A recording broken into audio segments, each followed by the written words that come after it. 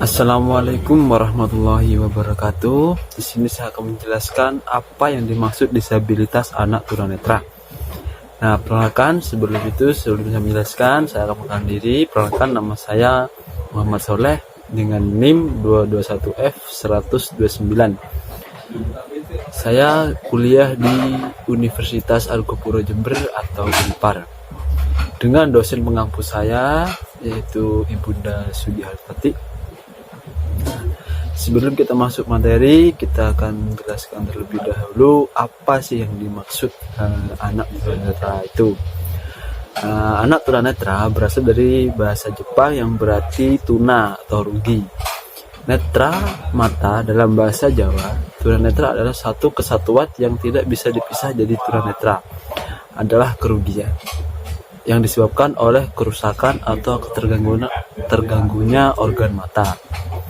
Nah, menurut KBBI atau Kamus Besar Indonesia, tunanetra artinya kerusakan mata atau tidak memiliki mata. Menurut para ahli, tunanetra itu adalah anak yang tidak ringan, anak yang tidak bisa menggunakan fungsi penglihatannya secara optimal. Bisa secara ringan, bisa secara sedang, bisa maupun berat. Dan dalam proses pembelajaran anak tunanetra ini membutuhkan yang khusus, sehingga dalam proses pembelajaran bergantung pada pendengarannya. Identifikasi anak tunanetra adalah tunanetra dilihat secara anatomis fisiologis yang menyangkut struktur anatomi dan fungsi mata, sehingga tunanetra itu adalah rusaknya organ anatomi mata yang menyebabkan terganggunya fungsi penglihatan. Nah, identifikasi anak tunanetra secara anatomis tersebut dibagi menjadi dua. Yang pertama adalah medis ketunanetra, yang dikatakan penyakit kelainan anatomi atau kelainan fungsi penglihatan sehingga tunanetra ini membutuhkan pengobatan pada mata dan diberikan koreksi pada fungsi penglihatannya.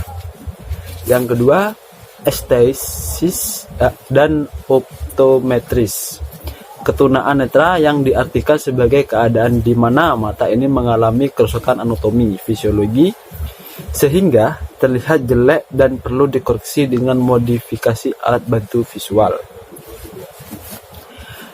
Karakteristik anak tunanetra. Karakteristik atau watak adalah sifat batin yang mempengaruhi seperti pikiran, perilaku, budi pekerti, dan tabiat yang dimiliki manusia atau makhluk hidup lainnya. Nah, karakteristik dibagi menjadi dua. Yang pertama, karakteristik fisik.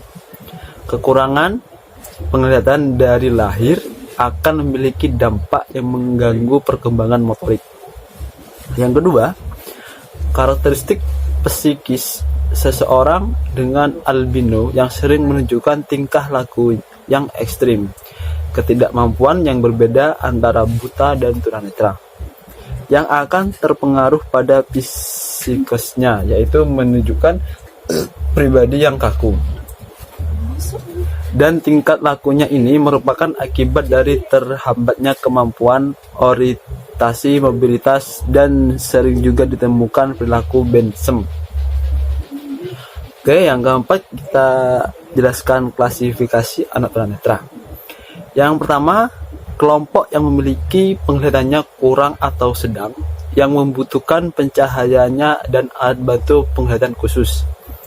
Yang kedua, kelompok yang ketajaman penglihatan kurang atau sedang, yang membutuhkan pencahayaan dan alat bantu penglihatannya khusus. Jadi yang nomor 1 dan 2 ini, yang pertama itu memiliki penglihatan yang kurang atau sedang. Sedangkan yang nomor 2 ini ketajaman penglihatannya. Jadi ada yang memiliki penglihatan, yang kedua ketajaman. Dan yang ketiga adalah yang memiliki penglihatannya rendah dan memiliki ketidakmampuan untuk memperoleh pengalaman akibat kerusakan penglihatan. Yang keempat, kelompok yang memiliki fungsi penglihatan yang buruk. Jadi kemampuan lantang pandangnya rendah dan perlu alat bantu untuk membaca. Yang kelima adalah kelompok yang termasuk buta total. Nah, untuk yang kelompok buta total ini dia itu tidak bisa melihat apapun. Nah, seperti itu. Kalau yang memiliki penglihatan yang kurang itu bisa dikatakan low vision, seperti itu. Jadi kalau yang buta total itu adalah yang bisa dikatakan buta, tapi kalau yang memiliki penglihatan yang kurang itu bisa dikatakan low vision, seperti itu. Oke, yang kelima adalah kriteria anak tunanetra. Yang kriteria anak tunanetra adalah yang pertama, kemampuan melihat. Yang kedua adalah kemampuan terhadap persepsi cahaya. Yang ketiga adalah kemampuan melihat kerja penglihatan, dan yang keempat adalah saat terjadinya ketunanetraan. Oke, kemampuan melihat anak tunanetra dibagi menjadi 3. Yang pertama adalah buta total, tidak bisa melihat sama sekali baik atau gelap maupun terang, tidak ada pengalaman tentang cahaya. Jadi yang dikatakan buta total itu seperti ini. Mereka itu tidak ada memiliki cahayanya sama sekali, pengalaman cahaya. Dia tidak tahu terang atau gelap atau gimana bagi yang anak tunanetra total. Nah, yang kedua, memiliki sisa penglihatan. Mereka yang masih bisa melihat antara gelap dan cerah. Nah, jadi yang kedua itu dia masih memiliki penglihatan yang masih bisa melihat antara gelap dan cerah, seperti itu. Nah, yang ketiga itu kurang penglihatan atau low vision. Jadi ciri-cirinya yang low vision itu yang pertama adalah hanya bisa membedakan gelap dan terang. Dan yang kedua, dapat mengetahui perubahan cahaya dan dapat menentukan arah sumber cahaya. Yang ketiga adalah low vision atau bagian tengah saja. Yang keempat adalah peripheral vision atau penglihatan samping. Jadi yang low vision itu ada yang hanya tengah saja yang bisa dilihat, bagian tengah, atau hanya di bagian samping saja, bagian samping mata atau tengah mata, seperti itu. Dan yang terakhir adalah penglihatan bercak atau pengamatan pada objek-objek dan bagian tertentu yang tidak terlihat. Jadi kalau yang bercak itu ada yang hal yang tidak tertentu yang tidak bisa dilihat. Contohnya itu seperti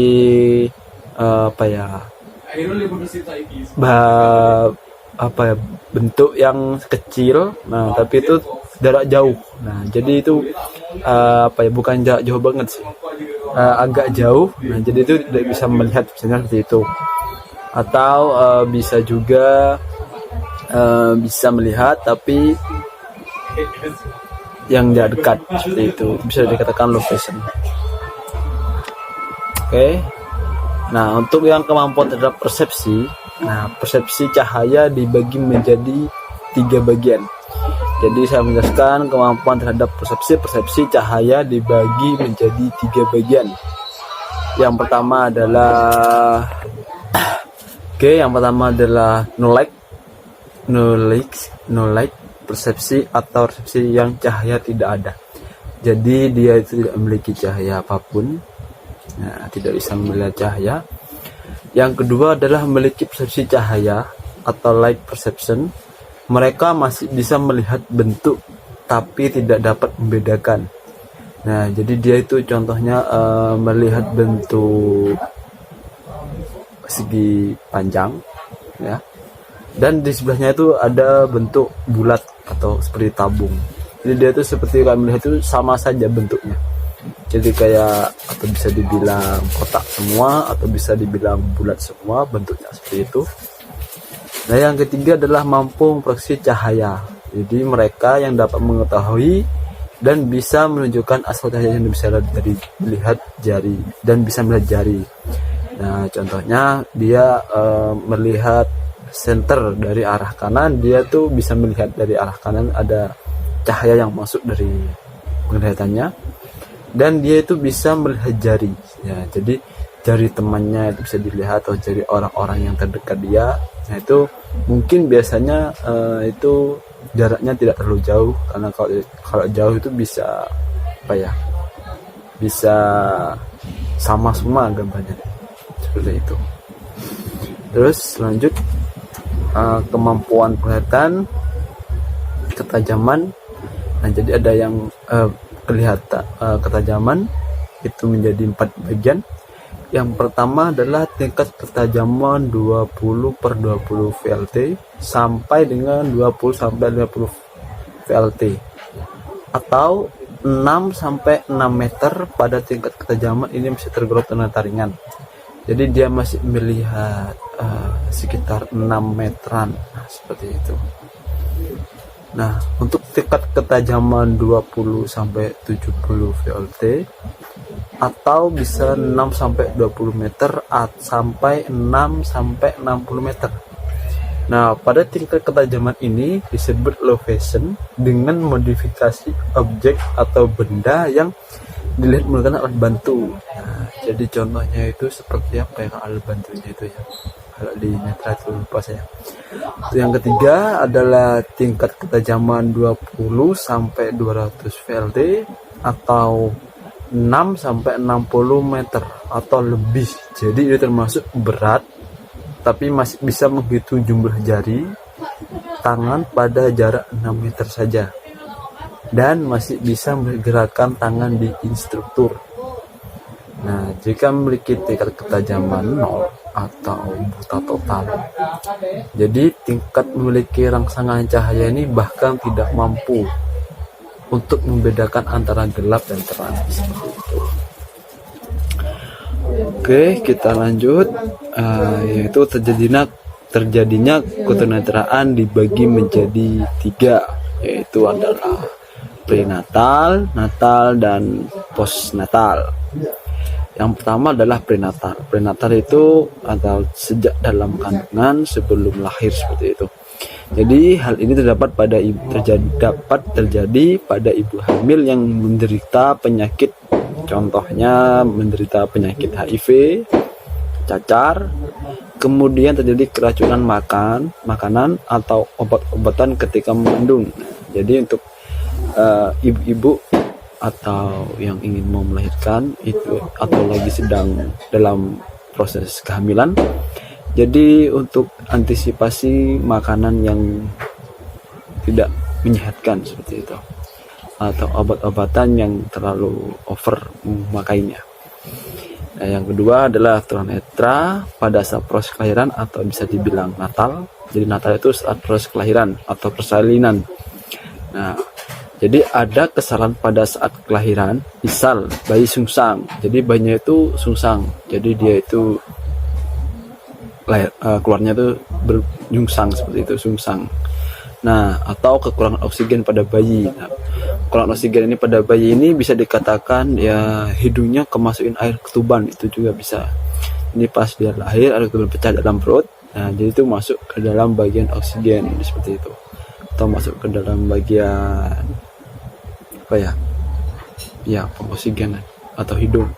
Yang ketiga adalah tunanetra setelah kelahiran atau postnatal. Jadi bisa terjadi ketika bayi atau sampai dewasa, atau terjadi benturan listrik atau suhu atau sinar. Jadi kalau postnatal ini sejak ketika lahir sudah selesai sekitar umur 1-2 bulan. Nah, sampai dewasa juga bisa. Atau terjadi benturan kelistrikan. Itu bisa terjadi saat atau apa ya, bisa di strom atau kena suhunya terlalu panas dan akhirnya dia misalkan kebutaan, dan terus kena sinar itu bisa sinar matahari, sinar strobe itu seperti itu yang tajam, dan juga penyakit. Nah, penyakit seperti itu, penyakit sejak dewasa atau sejak baru lahir seperti itu. Oke, lanjut. Pada bagian ini adalah penyebab anak tunanetra menjadi 2 bagian. Yang pertama adalah penyebab kelainan mata dari segi medis dan bidan. Yang kedua adalah penyebab kelainan mata dan fungsi penglihatan, faktor penyakit akut atau penyakit berat dan kesalahan perlakuan terhadapnya. Nah, oke, masa prenatal atau sebelum kelahiran menurut ilmiah. Nah, saya akan menjelaskan lebih rinci ya apa yang dimaksud prenatal seperti itu. Jadi menurut ilmiah, ketunanetraan bisa disebabkan oleh beberapa faktor, baik faktor dari dalam maupun faktor dari luar. anak itu sendiri. Menurut Haithremansohn dan kawan-kawan, keturunan disebabkan oleh beberapa faktor, yaitu yang pertama adalah genetik. Adalah faktor keturunan antara lain adalah retinitis pigmentosa, yaitu penyakit keturunan. Jadi penyakit ini sedikit demi sedikit. Nah, jadi contohnya itu genetik ini dari turunan atau gen seperti itu. Terus kemunduran dan memburuknya fungsi retina. Nah, gejala pertama yang suka pada malam hari, kemudian diikuti hilangnya fungsi penglihatan dan akhirnya hanya sedikit penglihatan yang tertinggal seperti itu. Jadi prenatal itu bisa dicontohkan seperti dari gen seperti itu. Terus yang kedua adalah perkawinan sedarah, yaitu secara medis pernikahan sedarah bisa mengakibatkan terjadinya kecacatan terutama pada anak tunanetra. Jadi bisa dikatakan perkawinan sedarah itu bisa disebut dengan perkawinan incest, ya, tanda kutip incest. Jadi perkawinan incest itu perkawinan adik dengan kakak, anak dengan bapak, cucu dengan kakek, contohnya ya, sepupu, dan bisa mengakibatkan atau menurunkan sifat termasuk penyakit atau kelainan seperti itu. Jadi hati-hati jika ada teman-teman yang sedang perkawinan yang sedarah seperti itu ya, itu bisa mengakibatkan kurangnya nanti menjadikan disabilitas seperti itu. Yang ketiga adalah infeksi kehamilan, yaitu terjadinya akibat virus atau leptospirosis. Jadi virus ini tersebut berasal dari air kencing tikus atau terkena virus rubella, atau campak Jerman. Maka dari itu ibu hamil harus benar-benar menjaga kebersihan. Jadi ketika teman-teman atau udah mempunyai keluarga, jadi harus menjaga kebersihan supaya ibu hamil itu tidak terjadi infeksi seperti itu. Yang keempat adalah gangguan genetik, yaitu dapat karena adanya kromosom. Ada faktor kelompok yang berisiko tinggi pada ibu usia kehamilan yang terlalu muda atau terlalu tua. Jadi usia masih belasan tahun ini belum cukup untuk berumah tangga dan dapat memungkinkan ketika hamil mengalami stres atau depresi. Jadi contohnya itu ketika ada teman-teman yang sudah menikah masih di bawah umur atau bisa dikatakan belum cukup umur. Di situ anak tersebut mengalami stres atau depresi. Maka dari situ anak itu bisa mengalami disabilitas tunanetra seperti itu. Dan yang kedua adalah wanita yang berusia 40 ke atas. Jadi kondisi yang tubuhnya mulai melemah, ini secara teori ya. Jadi wanita yang berusia 40 ke atas itu bisa dikatakan yang udah lemah gitu. Jadi kondisi tubuhnya itu sudah lemah atau imunnya jadi tidak kuat untuk melaksanakan proses kehamilan seperti itu. Terus lanjut, yang kelima adalah keracunan saat hamil, yaitu diakibatkan janin yang kekurangan vitamin atau bahkan kelebihan. Jadi buat teman-teman atau ibu-ibu semuanya di sini, jika lagi melakukan proses kehamilan, yaitu harus memang sangat penting vitamin, tapi jangan sampai kekurangan vitamin dan jangan sampai berlebihan meminum vitamin seperti itu. Contohnya vitamin yang terlalu berlebihan itu sampai sehari bisa 10 kali atau 12 kali minum vitamin, maksudnya biar sehat. Tapi itu salah ya, itu sangat berlebihan. Terus kalau yang kekurangan vitamin itu sangat jarang vitaminnya. Jadi kalau bisa paling minimal itu ketika hamil itu minimal 3 hari sekali minum vitamin atau 2 hari sekali. Terus kebanyakan wanita hamil itu tidak mau makan, dan itu berdampak kurang baik bagi janin. Jadi menurut saya, jadi ketika ada teman yang hamil atau istri yang sudah hamil, ketika tidak mau makan, coba menggunakan cara lain supaya dia tuh makan sedikit demi sedikit seperti itu. Yang penting di dalam perut tuh jangan sampai kekurangan makannya. Nah seperti itu. Terus bisa juga kelebihan vitamin zat, zat besi misalnya dari hewan laut. Nah, ini misalnya kan saya hamil, saya harus harus makan yang sangat-sangat bergizi. Zat itu boleh, tapi jangan terlalu berlebihan seperti itu. Jadi contohnya itu memakan hewan laut seperti udang, kerang hijau, terus ikan tuna dan lain-lain seperti itu. Yang keenam adalah penyakit TBC, yaitu yang diakibatkan dari lingkungan yang kotor. Jika penyakit ini diderita oleh ibu hamil dan sembuh, dia akan mendapatkan perawatan yang khusus dengan cara mengkonsumsi obat secara kontinu. Jadi buat teman-teman tetap balik ke awal, jadi harus menjaga kebersihan supaya terhindar dari penyakit atau infeksi. Yang kedua itu adalah supaya tidak memiliki penyakit TBC. Jadi ketika penyakit TBC itu terkena kepada ibu hamil, itu mendapatkan perawatan yang khusus ketika ibu itu berhasil sembuh ya. Tapi itu harus mengkonsumsi obat secara kontinu, berkesinambungan minimal 6 bulan terus menerus. Jadi minimal tuh 6 bulan ibu harus meminum obat konsumsi seperti itu. Hal ini berdampak pada perkembangan bayi juga ketika terus meminum obatnya. Yang ketujuh adalah virus toxoplasma, yaitu virus yang berasal dari virus binatang seperti bulu kucing atau kotoran kucing yang sudah mengering, kemudian tertiup angin dan tertiup oleh ibu hamil.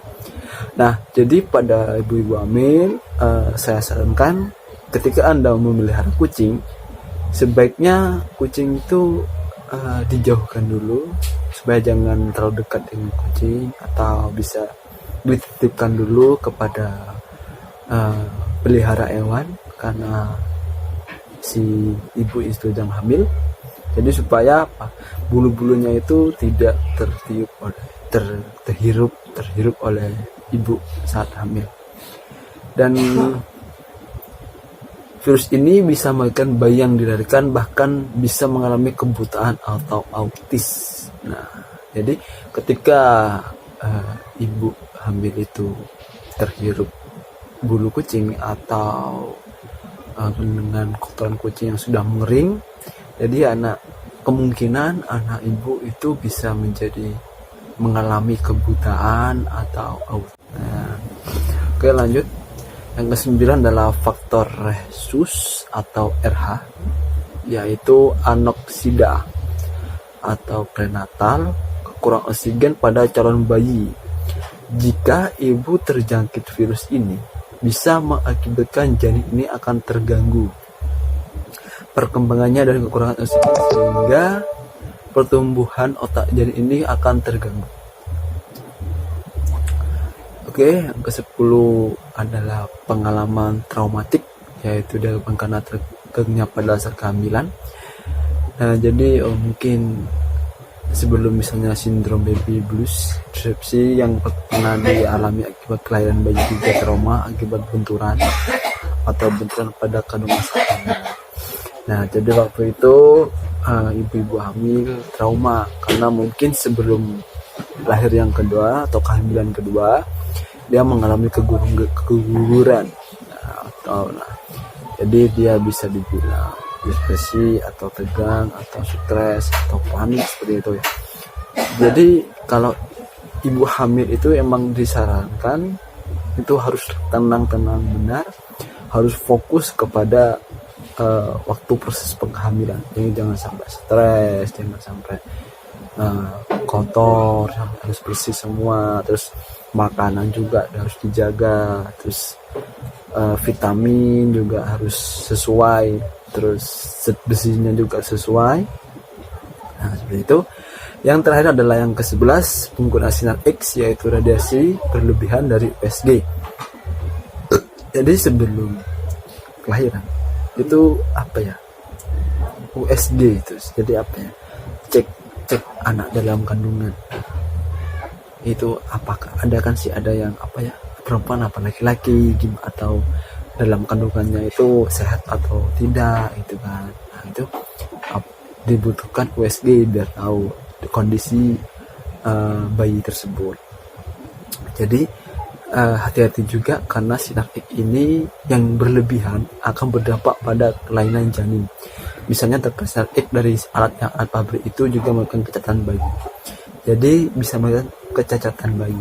Itu kecacatan bayi itu bisa dari, kalau tunanetra itu mungkin kena cahaya sinarnya itu, jadi terlalu terang, bisa mengkecacatan bayi, atau juga karena lain-lainnya, karena kecacatan itu banyak. Tidak hanya tunanetra, ada tunadaksa, tunarungu atau tunatuli, tunawicara, dan tuna intelektual seperti itu.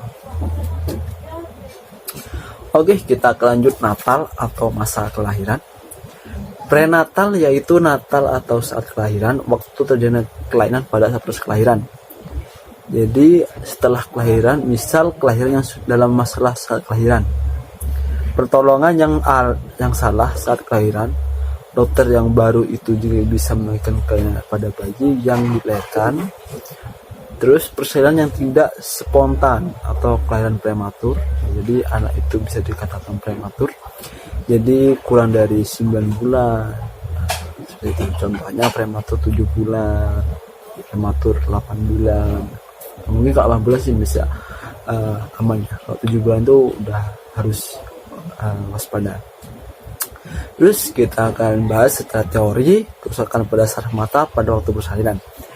Yang pertama adalah terjadi pada persalinan itu jadi benturan benda keras yang bisa mengakibatkan bayi itu mengalami kecacatan atau kelainan. Jadi kena benturan benda keras, contohnya tangannya yang masuk dalam janin ibu, nah itu terlalu menyentuh anaknya terlalu keras, nah, seperti itu. Atau bisa dikatakan ditarik, itu bisa juga bisa. Terus yang kedua adalah jika ibu hamil penyakit gondore atau penyakit sifilis, penyakit kelamin akibat hubungan seks bebas, nah itu juga bisa. Jadi hati-hati jika punya anak atau seperti itu, harap mewaspadai supaya anak tidak mengalami hubungan seks bebas. Itu mengakibatkan juga apa ya, kecacatan, seperti itu. Oke, jadi si bayi bisa tertular akibat penyakit itu, dan saat bayi lahir bisa mengalami sakit berakibat kehilangnya daya penglihatannya seperti itu. Oke, yang ketiga adalah luka yang dialami ibu akibat rubella atau cacar air, juga bisa mengakibatkan kerusakan pada mata, telinga, jantung, dan sistem susunan saraf pada pusat. Janin itu tidak berkembang sehingga kelainan sungsang. Ini makanya kondisi bayi yang keluar adalah kakinya dahulu atau bagian bokong atau bayi terlebih dahulu. Jadi yang dikatakan sungsang itu adalah bukan kepala dulu yang keluar. Nah, jadi kakinya dulu, atau bisa dibilang bokongnya dulu. Yang keempat adalah bayi prematur, yaitu bayi yang lahir dari biasanya bayi yang lahir itu 9 bulan. Akan tetapi bayi ini itu bisa dikatakan masih 5 bulan, bahkan ada yang masih 5 bulan. Nah, itu harus sangat diwaspadai ya. Jadi harus di inkubator atau tekanan udara dalam inkubator pun berbeda dengan tekanan udara yang keluar ini. Juga berdampak pada gaya penglihatannya bayi dan bisa mengarah kepada kebutaan bayi yang biasanya dilahirkan kurang dari 40 minggu. Ini kurang sempurna, terutama pada perkembangan otak bayi. Yang kelima adalah postmatur, yaitu kondisi di mana bayi terlalu lama di kandungan, bisa terjadi 10 bulan atau bahkan lebih. Nah, jadi ada saat kehamilan itu atau mungkin kelahiran, tapi 10 bulan, 11 bulan, 12 bulan, 13 bulan itu bayi masih belum lahir. Nah, biasanya bisa menyebabkan bayi yang mengalami hal ini terjadi karena cairan ketuban itu pecah yang berdampak pada bayi. Nah, jadi bayinya belum lahir tapi ketubannya sudah pecah. Karena apa? Ketuban sudah tua seperti itu. Jadi pecah duluan seperti itu ya.